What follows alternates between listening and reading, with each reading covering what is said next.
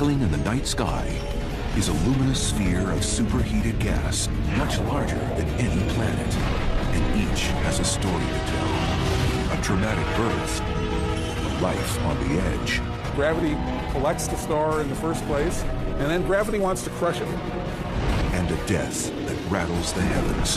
The whole thing goes off in a blinding flash, the biggest explosion in the universe. The universe at its most volatile and action-packed. Life and death of a star.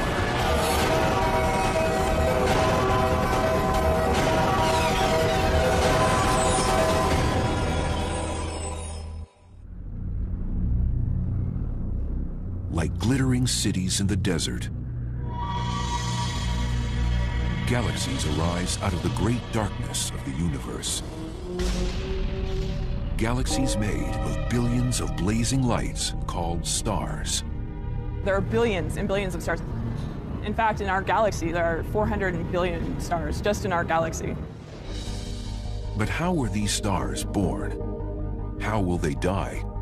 And how can it be that all human beings on Earth owe their lives to the deaths of stars? The quest for answers begins here, in a cloud of dust and gas, hovering in the interstellar desert. You are looking at the pillars of creation. The pillars of creation are a stellar nursery. New stars are in the process of being born in the central regions. Located 7,000 light years from Earth, the pillars are part of the Eagle Nebula, which is just one of billions of star-forming regions in the universe. The pillars are towering clouds of dust and hydrogen gas. If you remember the periodic table of elements from chemistry class, you have the light elements up at the top, hydrogen, helium, lithium, this sort of thing, and then the really heavy ones as you get lower down. It's hydrogen, the lightest, simplest, most abundant element in the universe, that is the key component of stars. Within a nebula, clumps of this gas and dust slowly coalesce into smaller clouds over millions of years, pulled together by a very familiar force.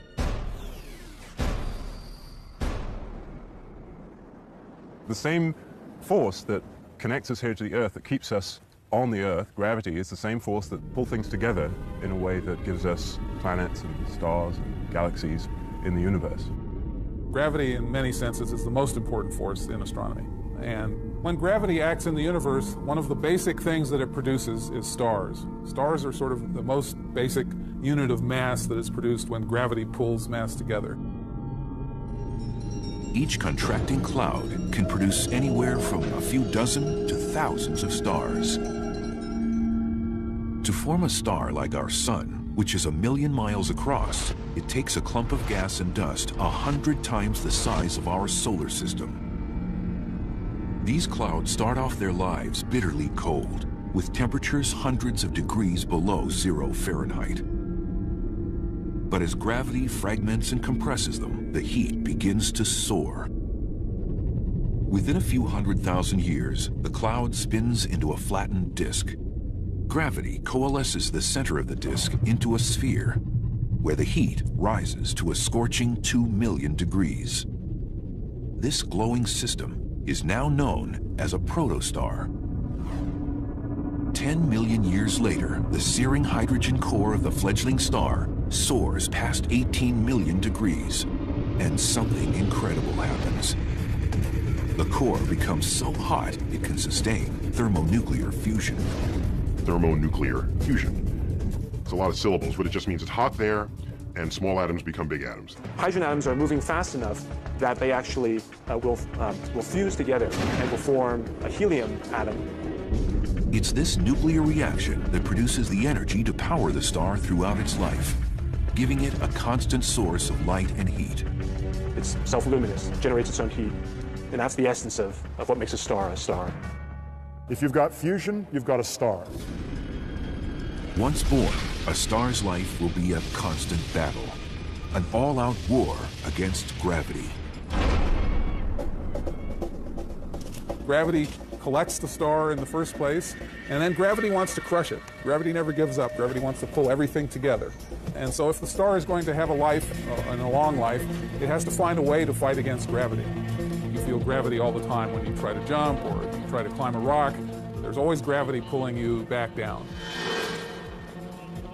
And in order to fight against gravity, you have to have some way of applying a force which works in the opposite direction of gravity. So if there's a rope, you can use your muscles to pull on the rope and therefore resist and even overcome gravity.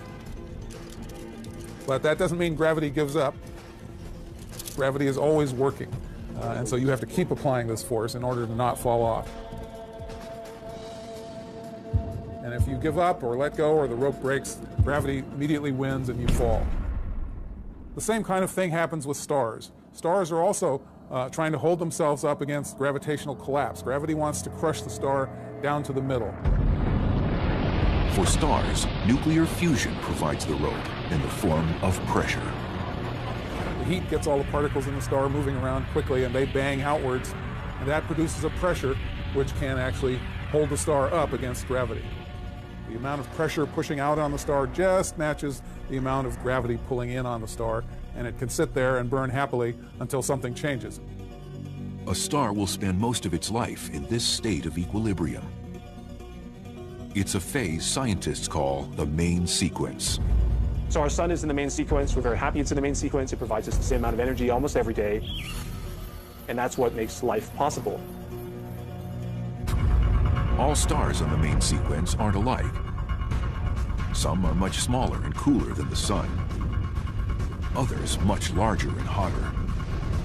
So it turns out that how hot something is related to the color of the light that it emits. So a star like the sun, most of the light that comes out from the sun is sort of a yellow type color. If the sun were much hotter, the predominant wavelengths of light would come out into the blue or even into the ultraviolet. And cooler stars emit more red light. Small, cool red stars, like Proxima Centauri, the nearest star to the sun, are known as red dwarfs. They can be as little as 1/10 the mass of the sun, with surface temperatures thousands of degrees cooler.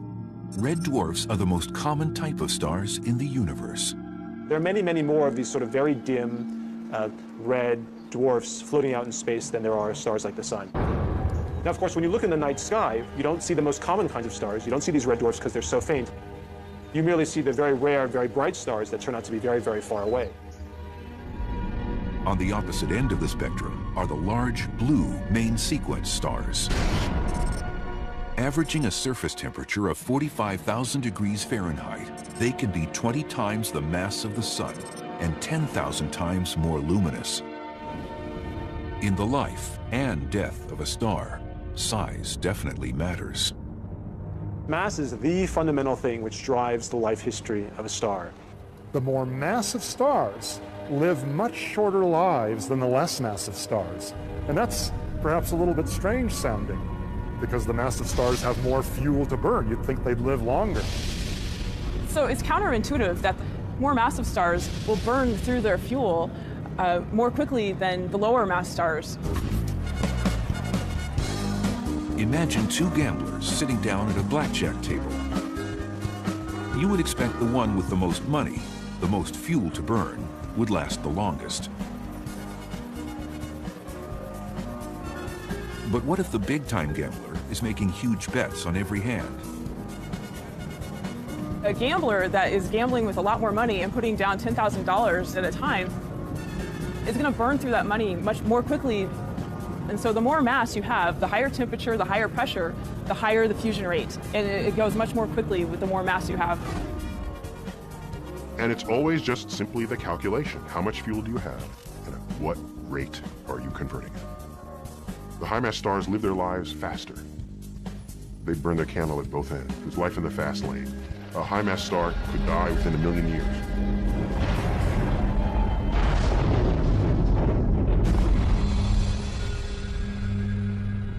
A star 10 times as massive as our sun might live for only 1/1000th as long. So our sun will live for about 10 billion years in total. A star 10 times as massive as our sun might live only 10 million years in total. While massive stars have lifespans measured in millions of years, the lowest mass stars measure their lives in tens of billions, if not trillions of years.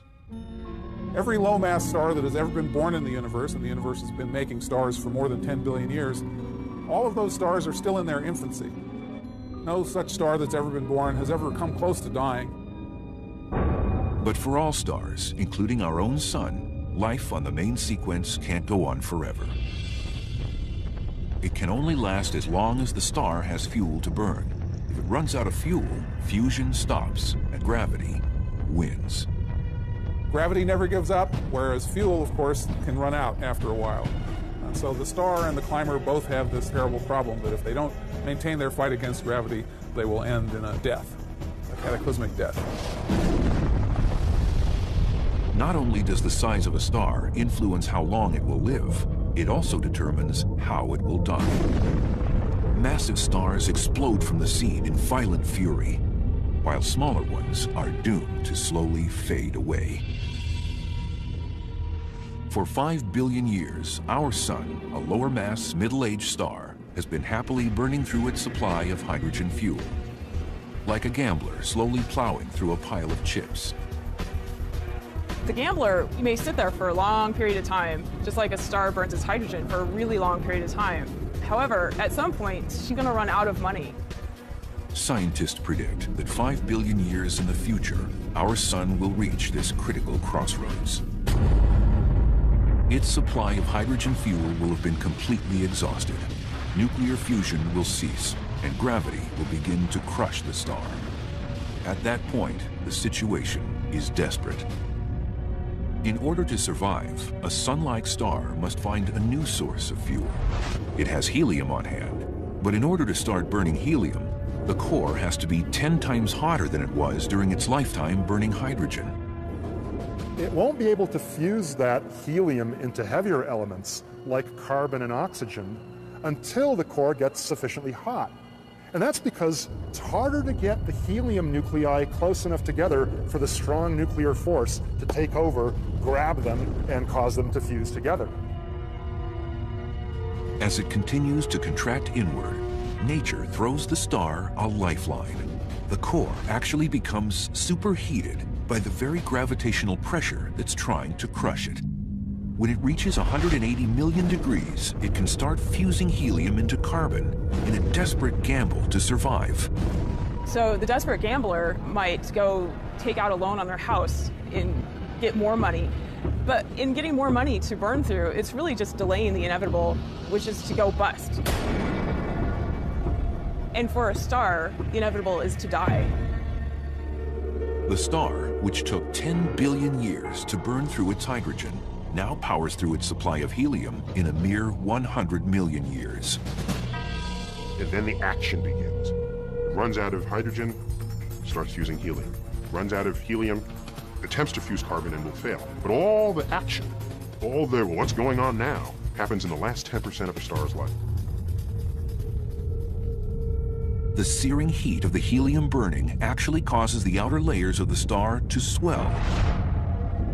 At that point, the outer atmosphere of our star will be held in by gravity so weakly that it'll start sort of just evaporating away.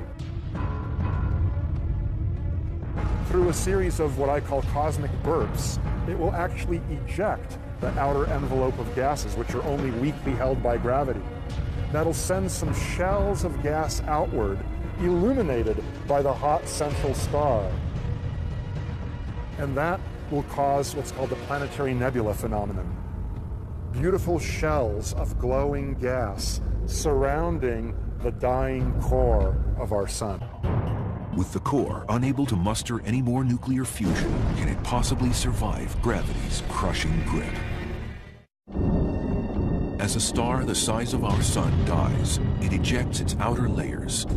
With no nuclear reactions to generate outward pressure, gravity gains the upper hand. The star begins to fall in on itself, like a climber too tired to hold on to his rope. There's one possibility that the rock climber might be able to use if he gets too tired to hold on to the rope anymore, and that is if he can find a ledge on the rock that he's climbing. Gravity can pull on him all he wants, but the ledge itself will support him against gravity, and he doesn't have to provide any more energy to win his fight. There's a certain kind of star, and our sun is actually an example of this, where the star finds that it has an out in this fight against gravity. The contracting star finds its ledge in a surprising place: electrons, tiny negatively charged atomic particles. Electrons don't like being compressed so that they're very close to one another, because electrons effectively don't like each other. If you compact the electrons hard enough, the pressure of the electrons themselves is able to hold up the star against gravity. When the core of our dying sun-like star is crushed to about the size of the Earth, this so-called electron degeneracy pressure takes over. Gravity can collapse the star no further. It's left to slowly cool into a bizarre stellar remnant known as a white dwarf. Like this one, Sirius B, which can be seen only faintly aside its companion, Sirius, the brightest star in our sky. Now, a white dwarf is a very strange type of star. It's very, very dense. The white dwarf has about 300,000 times the mass of the Earth, compressed into a volume the size of the Earth. If you had just a teaspoonful of material, it would weigh several tons. So it's really amazing stuff. A white dwarf is the final stage in the life of a sun-like star, but it's not quite dead yet. It will continue to shine for billions of years as it gradually radiates away a lifetime of energy. I like to call white dwarfs retired stars, in the sense that all of the light that they are shining is energy that they accumulated during their normal lives as stars, while they were fusing light elements into heavy elements, as our sun is doing right now. So it's spending its life savings. It's a retired star. That will be the fate of our sun. But some white dwarfs can have one last hurrah, thanks to a friend who lends a helping hand. Because although our sun is a cosmic loner, more than half of all stars travel through life with at least one companion.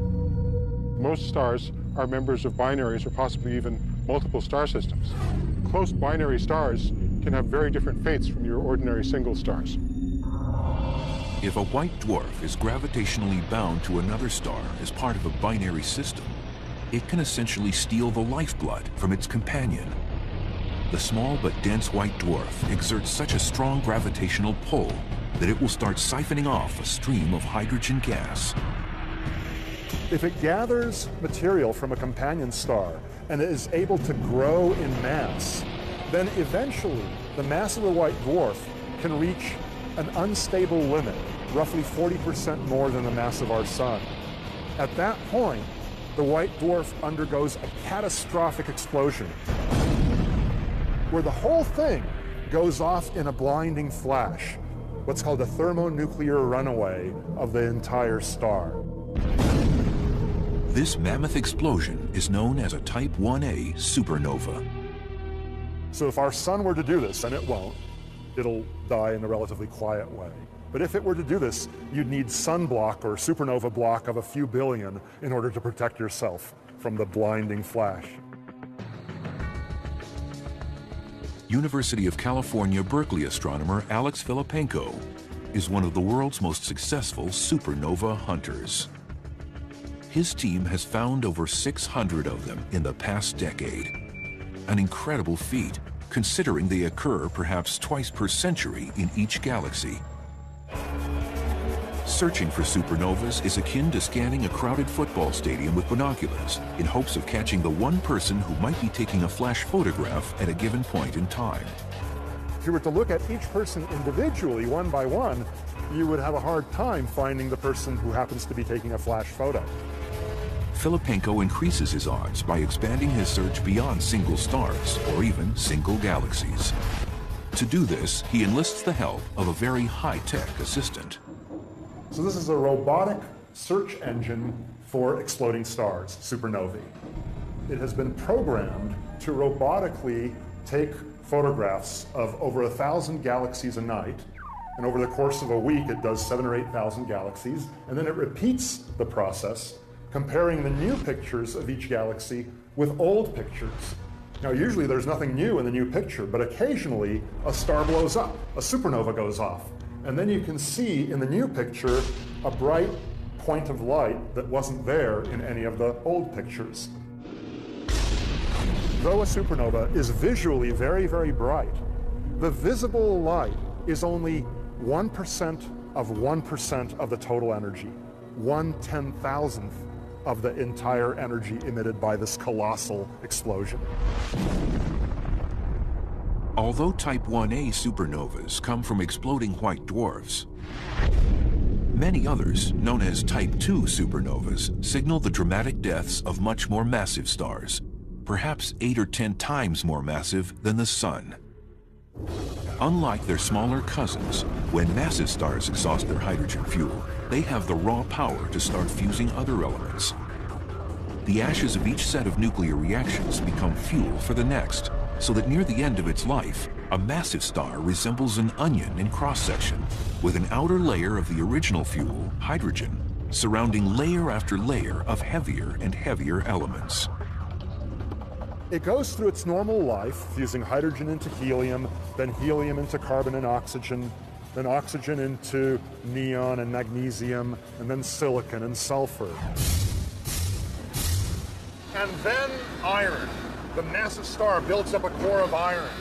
But fusion of iron into heavier elements doesn't do the star any good. It doesn't keep the star hot inside, because fusion of iron into heavier elements requires energy. It absorbs energy. It doesn't liberate energy.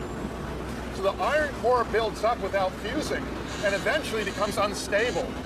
When it reaches something like 1.5 times the mass of our Sun, it collapses. And the collapse is violent.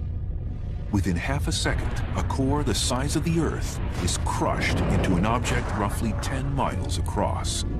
For a moment, the collapsing core rebounds, smashing into the outer layers of the star and kicking off one of the most massive explosions in our universe since the Big Bang. The collapse of the iron core blows apart the rest of the star in a colossal explosion. It's truly an amazing, incredible event.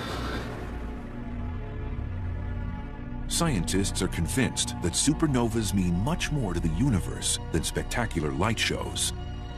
They are, in fact, the source of the heavy elements that make up everything around us. All of the iron in this foundry came from exploding stars, from gigantic explosions. All of it. All the iron you see everywhere came from exploding stars. And in fact, all the elements heavier than iron, directly or indirectly, were made by exploding stars. And those elements were ejected into the cosmos by these gargantuan explosions. As material from these explosions spread out through the universe, it became the stuff of planets, moons, new stars, and something even more extraordinary. If you could trace your ancestry back to its earliest reaches, you would find an exploding star in your family tree. We are essentially made of star stuff, or stardust, as Carl Sagan used to say. The elements in your body, not just generically, but specifically, the elements in your body, heavier than hydrogen and helium, came from long-dead stars. The calcium in your bones, the oxygen that you breathe, the iron in your red blood cells, the carbon in most of your cells, all those things were created in stars through nuclear reactions and then ejected by supernovae. And the heaviest elements, iron and above, were produced by the explosions themselves, by the supernovae. While the explosion of a Type 2 supernova showers the universe with heavy elements, the core of the exploding star is left intact. Destroying that is gravity's job. But to crush the core any smaller than the size of a white dwarf, it will have to overcome that strange force, electron degeneracy pressure. Gravity actually finds a way of defeating that tendency the electrons have to push each other apart By combining the electrons with the protons and turning them into neutrons, you now have an object which is made almost entirely out of neutrons, and gravity wins. It now allows the system to collapse further. There are no longer electrons stopping that, and gravity seems to win, except neutrons, it turns out, also don't like each other, and you end up with a new stable object, even smaller, even more dense, called a neutron star. Compared to normal stars, neutron stars are cosmic pebbles. They can be as small as 10 miles across. So imagine you take a star about 1.5 times the size of our sun, and then you compress all of that material down into a very small space, about the size of Manhattan. You've just made yourself a neutron star. Squeezing that amount of mass into such a small space makes for an extremely dense object. 1 teaspoonful of neutron star material would weigh 1 billion tons. Neutron stars are some of the most exciting and weird objects in the universe that astronomers study. If a human being were to stand on a neutron star, it would be a somewhat uncomfortable experience. On Earth, if they weighed about 150 pounds, on a neutron star, they would weigh something like 10 billion tons. Our biology can't stand that amount of pressure, and so a human being would essentially be squashed flat against the surface of the star. In addition to that, neutron stars are spinning at an incredibly high rate, hundreds of times per second in some cases. It's this rapid spin that enabled astronomers to first identify neutron stars. Some neutron stars are spinning really rapidly, and they have a really amazingly high magnetic field. That magnetic field, together with the spin, forces a bunch of charged particles, electrons, to go along the axis of the magnetic field. And those accelerated electrons give off light. They produce a well-focused beam of light. Now, this is like a lighthouse whose beam is always on, but you only see it when the lighthouse beam intersects your line of sight. In a similar way, we might see the shining neutron star only when the beam points at us. That object is called a pulsar. Some stars are so massive, perhaps 25 or 40 times the mass of the Sun, that not even a neutron star can hold up under the weight of their collapse. And gravity will crush them even further into an object of infinite density and almost equally limitless fascination, a black hole. In some sense, a black hole represents the ultimate death of a star. A black hole is basically gravity's victory over mass. It is complete collapse of a star, a very massive star. This collapse creates a region of space where matter is compressed into such a high density that its gravitational field is inescapable. Black holes are remarkable in that nothing can escape from them, not even the fastest moving thing we know of, which is light. You shine a flashlight beam up, and even it won't leave. The beam will curve back around, so you won't be able to see it from the outside, hence the name black hole. A common misperception is that black holes just go sucking up everything in the universe. Like that, just like cosmic vacuum cleaners sucking up everything in their vicinity. That's actually not true. Now, objects that are very close to black holes do get sucked in. But if you're comfortably far away with the proper trajectory, you won't get sucked in. Scientists have long suspected that there is yet another class of supernova involving even bigger stars and even more powerful explosions. Stars that collapse so catastrophically that they leave behind no remnant, not even a black hole. But no one had ever seen one until now.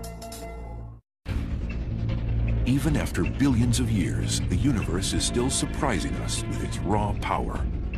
In the fall of 2006, astronomers observed the largest stellar explosion ever witnessed by man. 240 million light years away from Earth, a massive star blew itself apart. Alex Filipenko and his team at the University of California, Berkeley were amazed at the power of the explosion. And the total energy emitted was 100 times as much as the energy of a normal massive explosion. It's an amazing, really powerful explosion. A normal supernova comes from the explosion of a star 10 times more massive than our Sun. Incredibly, supernova 2006 GY, as astronomers have dubbed it, seems to have signaled the death of a star 150 or even 200 times more massive. That's about as massive as a star can get.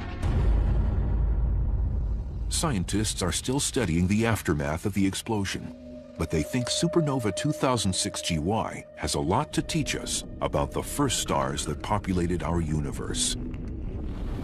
We actually think that the first generation of stars tended to be really massive, and they probably exploded by this mechanism. It's these mega explosions that likely seeded the early universe with heavy elements. These extremely massive stars are the largest iron factories in the universe. A single star, 150 times the mass of the sun, can produce 20 or 25 solar masses of iron. It's incredible. In the cycle of life, not only here on Earth, but in the cosmos, as stars die, particularly those that die spectacular deaths, the high-mass stars that manufactured heavy elements at the core, those give the seeds of the next generations of stars that then increase the likelihood that that next generation will have planets, and planets that contain the ingredients of life itself. Supernovas aren't the only energetic events in the life and death of a star. Right now, across the universe, there are 1,000 pairs of stars engaged in brilliant dances of fire. For some, this dance will end in catastrophe. Astrophysicist Joshua Barnes of the University of Hawaii studies what happens when stars collide. We don't have the luxury of watching stars collide. A pair of stars, as they draw close enough to collide, would just be a single dot of light, even in the largest telescopes that we have. So we need to investigate these things with a computer. Using computer models, astrophysicists can take any two types of stars and find out what happens if they become involved in a stellar smash-up. The models pose hypothetical situations and then see what happens. And you could sort of imagine this is like studying collisions of cars, and you were taking them out and smashing them together in the parking lot, one after the other, to see what came out of them. Among the most explosive collisions modeled by astrophysicists is the clash of two orbiting neutron stars. Typically, they're bound together as a pair orbiting one another, and as they orbit, they disturb the space-time around them and create waves of energy. And the energy to do that slows the stars down so they get closer and closer together. As they get really close together, they're orbiting around hundreds or even 1,000 times per second. The final event is very dramatic.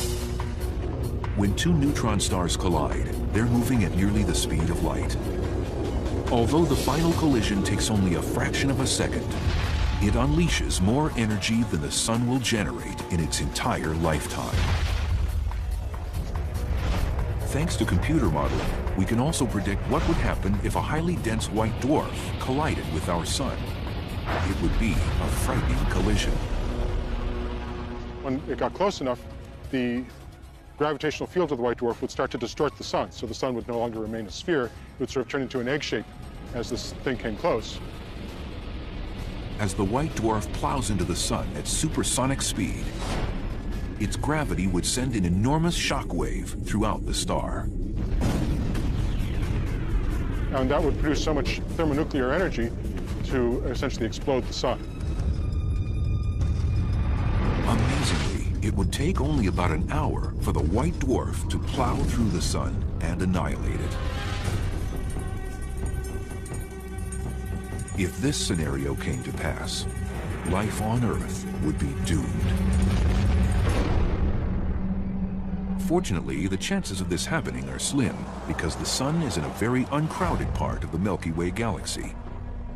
Individual stars are kind of jostling and weaving as they make their great circuit around the galactic center. So it's a complicated traffic situation, but because the space between the stars is so great, there's not much chance of a collision. If you were to wait out here on this beach until you saw the collision between the sun and another star, you would wait a long time. Even over its entire life, the sun has probably 1,000,000,001 chance of colliding with another star. But there are places within galaxies where the odds of a collision are much greater. regions where hundreds of thousands or even millions of stars are crowded together by gravity into a globular cluster. Compared to the spiral arms of the Milky Way, a globular cluster is like a demolition derby.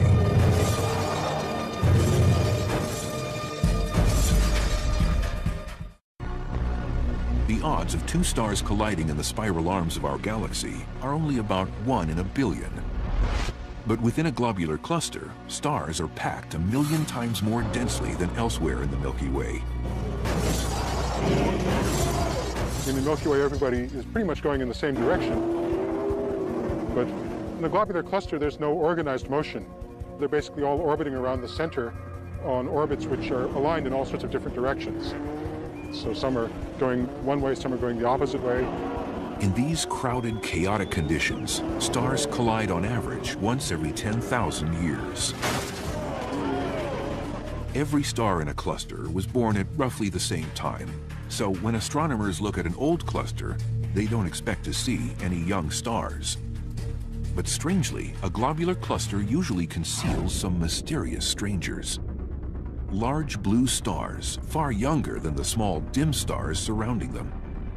These seemingly impossible stars are known as blue stragglers. The mystery of blue stragglers is that they're, in some sense, younger than they have any right to be.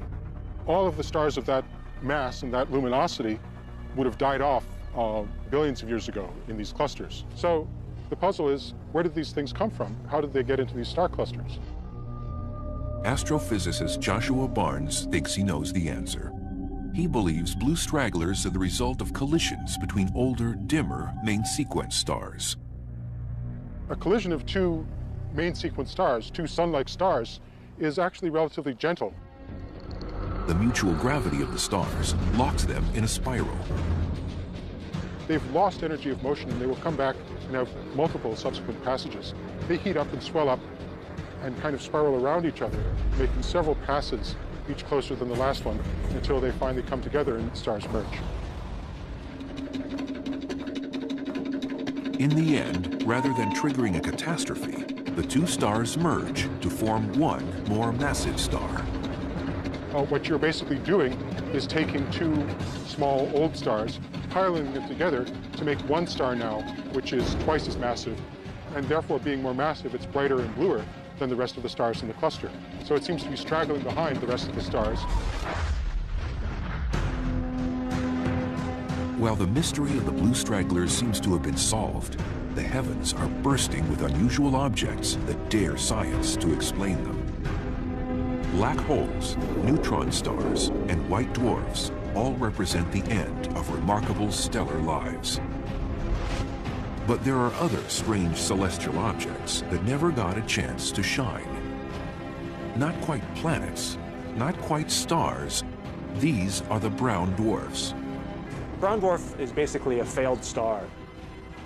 University of Hawaii astronomer Michael Liu searches for these elusive objects. Stars produce a lot of light. They're very easy to see a long ways away. But brown dwarfs are very low temperature, and so they emit very, very little light.